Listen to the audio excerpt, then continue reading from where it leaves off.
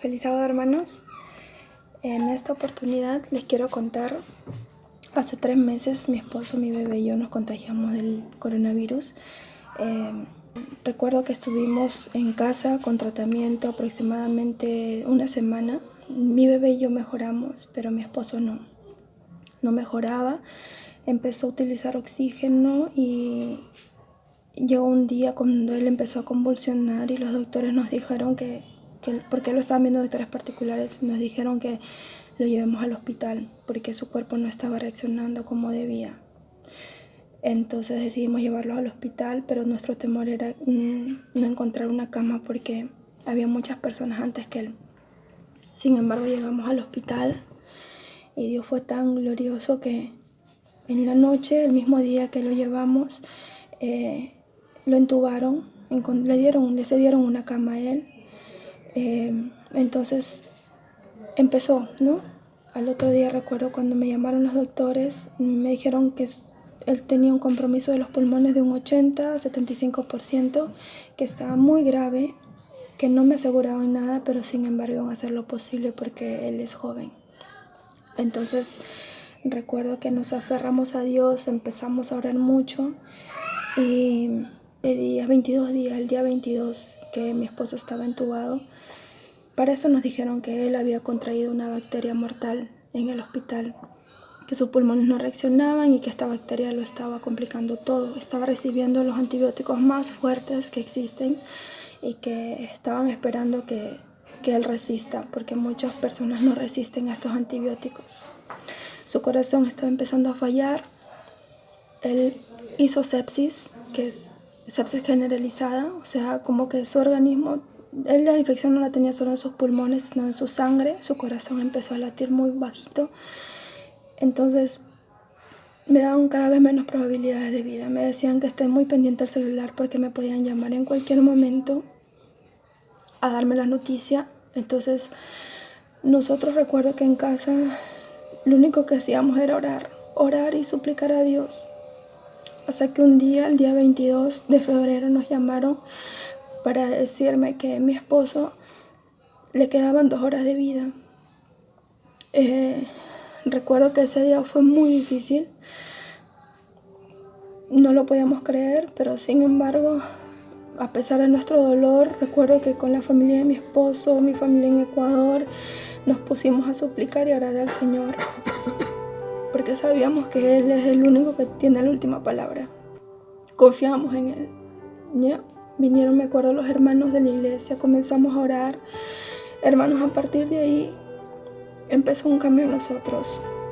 Nos aferramos como no tienen idea a Dios. Orábamos, suplicábamos, clamábamos, empezamos a hacer vigilias, orábamos por la salud de mi esposo porque era lo único que teníamos que hacer, más nada.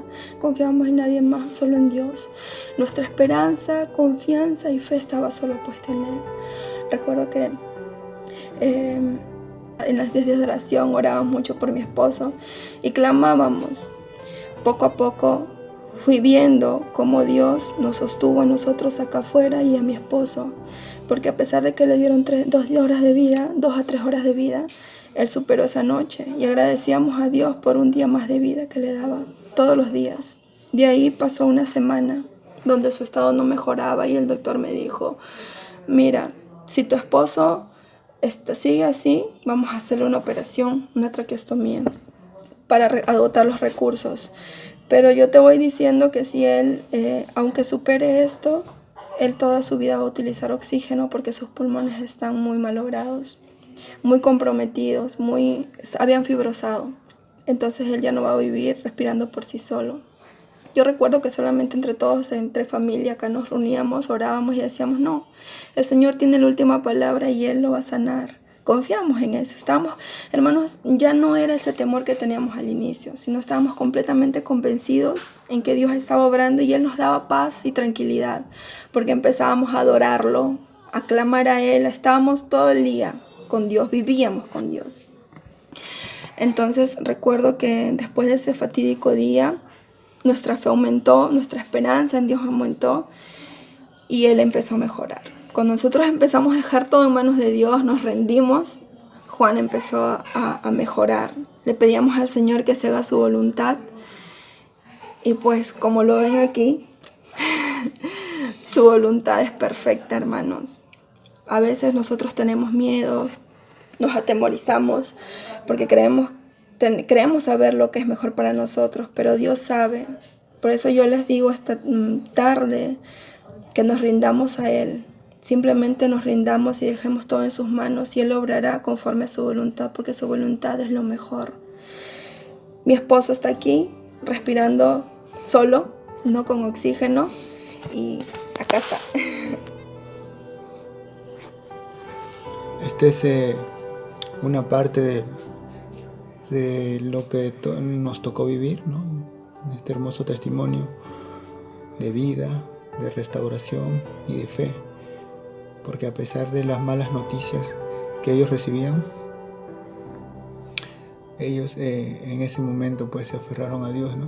Se arrodillaron a Él, orando en todo momento para que esas 2 horas pues se convirtieran en días, ¿no? En días y en esperanza. Y el Señor pues respondió las oraciones de sus hijos, ¿no? Porque eso es lo que Él hace.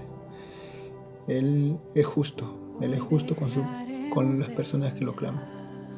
Y este es parte del testimonio que nos tocó vivir.